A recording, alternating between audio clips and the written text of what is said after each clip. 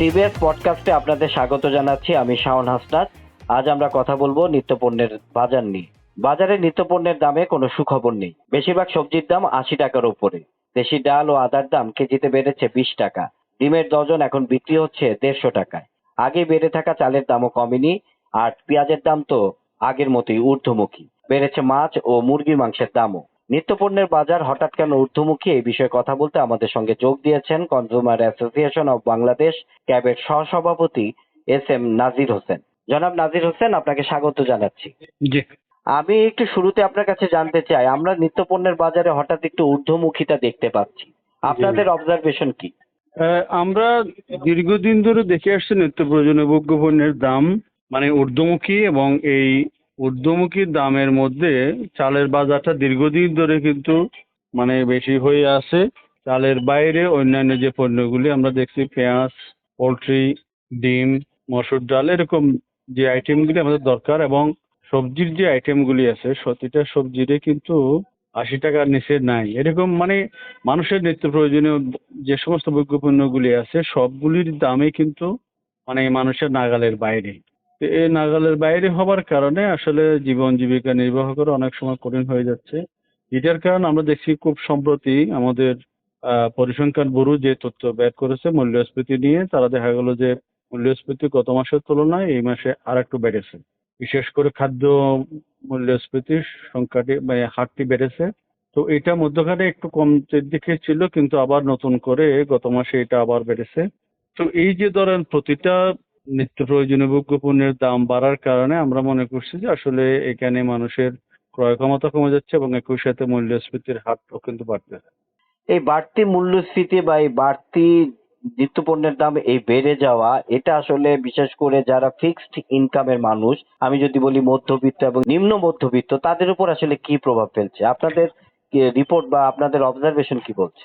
না, আমাদের অবজারভেশন হলো যে এখানে যেহেতু মানুষের নিত্য প্রয়োজনীয় ভোগ্য পণ্যের বিষয়গুলো যখন মানুষের ক্রয় ক্ষমতার বাইরে চলে যায়, তখন কিন্তু মানুষ ধার দেনা করে কাটাতে হয়। ধার দেনা করে এই বিষয়গুলি মেট আপ করতে হয়, এবং একই সাথে অনেক সময় মানুষ যখন ধার দেনা করেও ওটা সামাল দিতে না পারে, তখন কিন্তু তার কেনা কমিয়ে দেয়। তো এই যে কেনা কমিয়ে দেওয়ার ক্ষেত্রে দিতে হয় বাধ্য হয়ে, এখানে আসলে অনেকগুলি আইটেম আছে। যেমন ধরেন চালের বেলায় যদি বলি, চাল তো আর ধরেন না খেয়ে পারা যায় না। হয়তো মাংস বাদ দিতে পারবে, মাংসের পরিবর্তে সে মাছে চলে আসবে, যদিও মাছের দামও কিন্তু অনেক বেশি। তো অল্টারনেটিভ পণ্যগুলি লাগে, এমন কতগুলি পণ্য আছে যেগুলো না হলেই চলে না। তো নিত্য প্রয়োজনীয় ভোগ্য পণ্যের বেলায় এরকম বিষয়গুলি থাকার কারণে মানুষের জীবন জীবিকা কঠিন বাস্তবতার মুখোমুখি।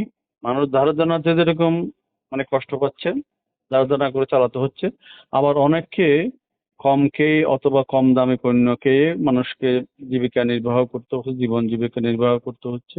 তো এইটা ধরেন এই অবস্থা চলমান থাকার কারণে মানুষ তার দৈনন্দিন যে লাইফস্টাইলে অনেক জায়গাতে মানুষের চেঞ্জ আসতেছে, মানুষ কষ্টে আছে। তো আমরা এই কথাটি যখন বলি, আসলে যখনই বলা হচ্ছে যে আসলে সাধারণ মানুষ বা সীমিত আয়ের মানুষ কষ্টে আছে, এটা সরকারের অনেকেই আছেন যারা এগুলো স্বীকার করতে চায় না। তারা বলতে চায় যে না, সবকিছু স্বাভাবিক আছে, মানুষের ক্রয় ক্ষমতার মধ্যে আছে, মানুষের ইনকাম বেড়েছে, এরকম অনেকেই বলতে চায়, যেটা বিগত সরকারের আমলেও এরকম কথাগুলি বলতো। এই সরকারের সময় কিন্তু একই কথা বলা হচ্ছে। তবে প্রকৃত অর্থ হলো যে আসলে মানুষ কষ্টে আছে, এবং এই কষ্টের বিষয়গুলা মানুষ অনেক সময়, আমরা ধরুন কোনো দুর্ঘটনা ঘটলে অথবা মেজর কোনো ঘটনা ঘটলে, তখন আবার সেটা নিয়ে আলোচনায় চলে আসে। যেমন ধরেন চালের বাজার, সবজির বাজার, অথবা যে পেঁয়াজের বাজার, এরকম যেগুলোর দাম একটু বেশি বাড়তেছে, এগুলো নিয়ে যখন আলোচনা হয় তখন মানুষ এই বিষয়টা সামনে আসে। কিন্তু না আসলেও, এটা যদি আলোচনার মধ্যে না আসলেও, মানুষের কষ্টের বিষয়গুলো সবসময় মানুষ প্রকাশ করতে পারে না। হয়তো যারা বাজার করতে যান তারা এই বিষয়গুলো খেয়াল করেন।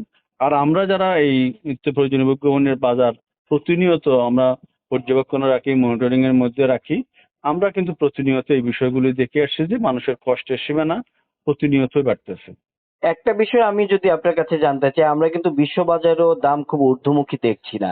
তাহলে এই দাম বৃদ্ধির কারণ কি? সরবরাহ সংকট না অন্য কোনো বিষয় আছে? দাম বৃদ্ধির পিছনে আমরা যেটা দীর্ঘদিন ধরে বলে আসছি সেটা হলো যে সরকারের ইন্টারভেনশন। ধরেন আপনি চালের বাজার দীর্ঘদিন ধরে মানে ঊর্ধ্বগতির দিকে ছিল, অথবা পেঁয়াজের বাজার হঠাৎ করে দাম বেড়ে গেল। পেঁয়াজ যখন কৃষকের হাত থেকে চলে গেল, ব্যাপারী বা আড়তদারদের হাতে যখন চলে গেছে, তখন থেকেই কিন্তু দাম বাড়া শুরু করছে। তো এখন এখানে সরকার কিন্তু যদি নীরব থাকে তখন কিন্তু এই বিষয়গুলি বেশি বেড়ে যায়। তো সরকারের ইন্টারভেনশন, সরকার শুধুমাত্র আমরা যেটা বলছি যে শুধু তদারকি করবে, বাজার তদারকি করবে, ভোক্তা সংরক্ষণ অধিদপ্তর, জেলা প্রশাসনের মাধ্যমে এগুলো করবে, অথবা ধরেন টিসিবির মাধ্যমে খোলা বাজারে বিক্রি করবে। এই যে যে কাজগুলি, অথবা চালের বেলা যেরকম হয় চাল আমদানি করবে, পেঁয়াজ আমদানি করার সুযোগ সুযোগ করে দিবে।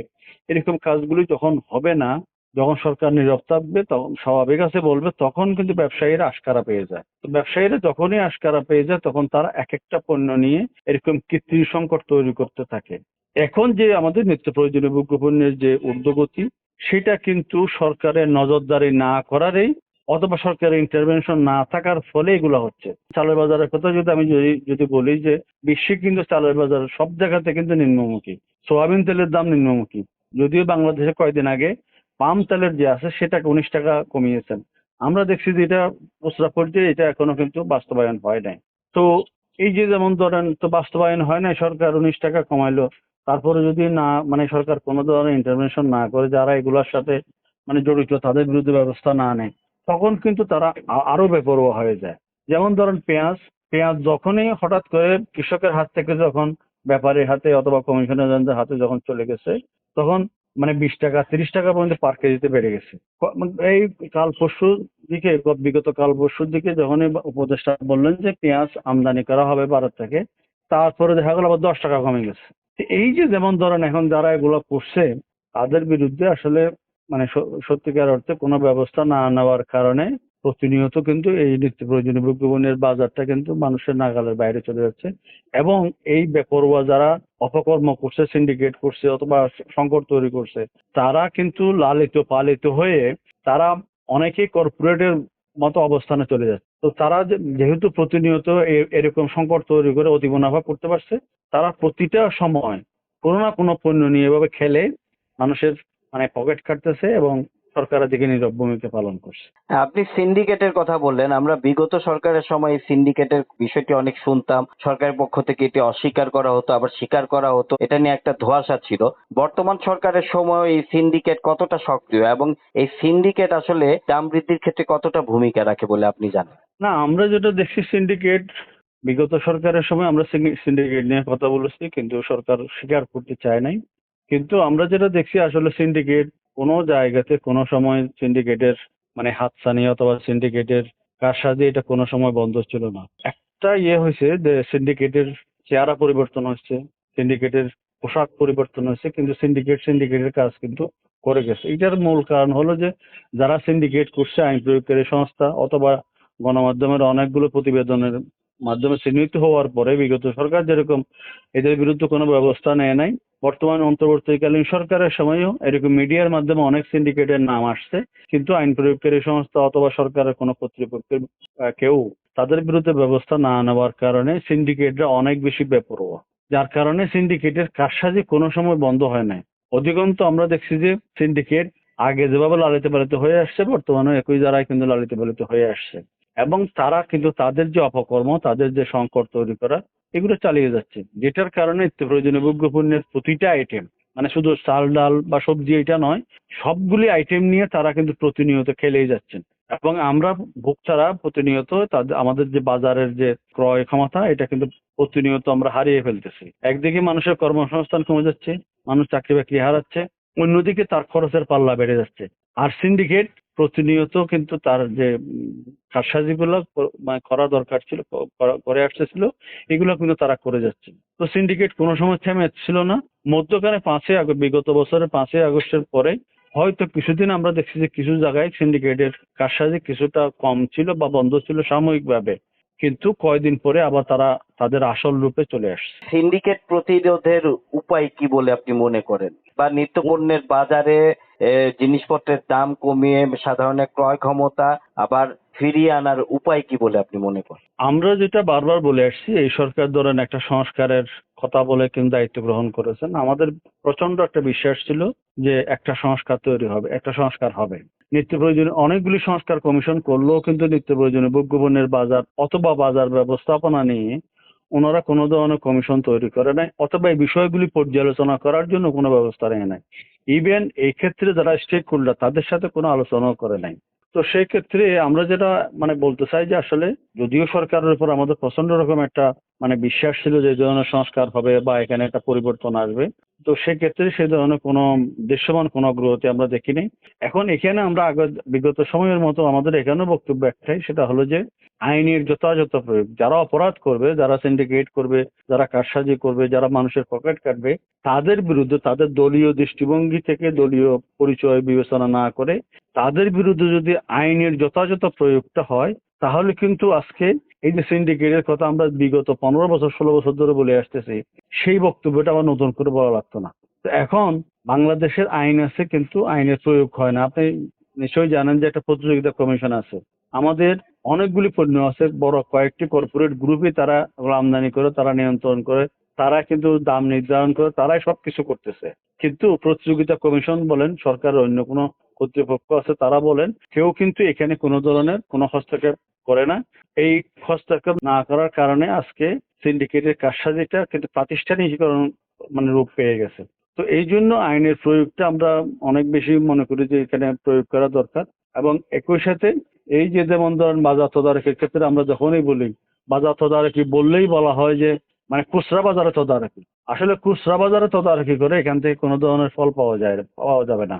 তো আমাদের যেটা বক্তব্য ছিল যে ধরুন ফল আমদানি হচ্ছে, বিদেশ থেকে অনেকগুলি ফ্রুটস আমদানি হয়। আমরা দেখলাম যে এই ফ্রুটস এর ক্ষেত্রে 2-1 জন আমদানিকারক তারাই কিন্তু আমদানি করতেছে এবং তারা বলতেছে আমাকে অনেক বেশি ইম্পোর্ট ডিউটি দিতে হচ্ছে, অনেক বেশি ট্যাক্স দিতে হচ্ছে। এরকম বলে কইয়ে একটা মালটার পিছনে মালটা এখন ক্রয় করতে গেলে আপনাকে 100 টাকার উপরে বেশি খরচ করতে হয়। তো আমরা যখন দেখলাম এখানে আসলে মালটা আমদানি করতে এত পরিমাণ ট্যাক্স দেওয়া লাগতেছে না। তো এখন সরকারের কোনো কর্তৃপক্ষ নাই, ব্যবসায়ীরা দাবি করতেছে আমার আমদানি খরচ অনেক বেশি।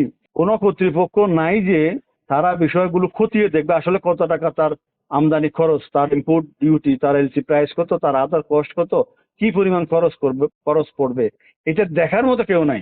কিন্তু ব্যবসায়ীরা হরদম বলে যাচ্ছে আমাকে অনেক বেশি ট্যাক্স দেওয়া লাগতেছে, এটার কারণে দাম এরকম বেড়ে গেছে। এই যে শুধুমাত্র আমি ধরুন মালটার কথা বলছি, ফ্রুটসের কথা বলছি, এরকম প্রতিটা আইটেমের বেলায় তারা বিভিন্ন সময় বিভিন্ন অজুহাত দেখিয়ে দাম বাড়িয়ে যাচ্ছেন। কিন্তু এই জিনিসটা আদৌ সত্য কিনা এটা খতিয়ে দেখার মতো কোনো কর্তৃপক্ষ এখানে নাই। ট্যারিফ কমিশন বলে একটা কর্তৃপক্ষ আছে যারা মাঝে মধ্যে সোয়াবিন তেল, গম, এরকম কয়েকটা আইটেম, চিনি, এরকম কয়েকটা আইটেম নিয়ে তারা এরকম অ্যানালাইসিস করে। কিন্তু অ্যানালাইসিস গুলো আবার আমদানিকারক, ট্যারিফ কমিশন বসে তারা দুইজনে মিলেমিশে কিন্তু এই অ্যানালাইসিসটা করে। তো আমাদের যেটা বক্তব্য ছিল যে এই যে আমদানি করতেছে, আমদানি অ্যানালাইসিস যেগুলো করতেছেন, এখানে তৃতীয় পক্ষ থাকা দরকার, বিশেষ করে বক্তার প্রতিনিধি, এখানে গণমাধ্যমের প্রতিনিধি থাকা দরকার ছিল। তাহলে হচ্ছে কি আসলে তারা যে অ্যানালাইসিসটা করতেছে সেটা কতটুকু।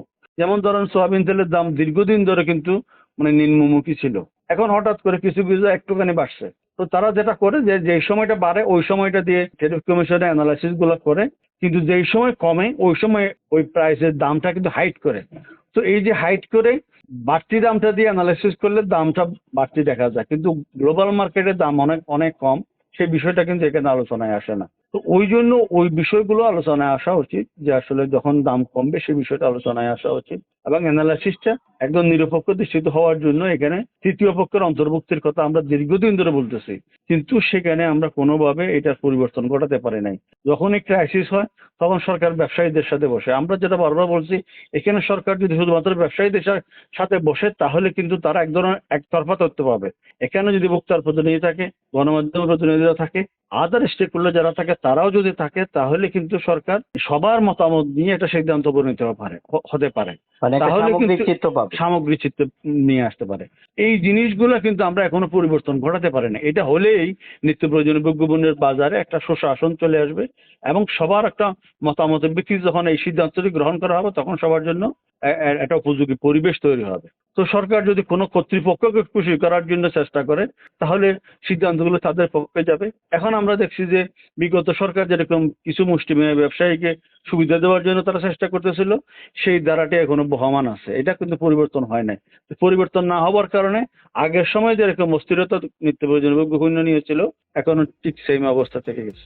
জি, আপনাকে অসংখ্য ধন্যবাদ আমাদেরকে সময় দেওয়ার জন্য। জি, ধন্যবাদ।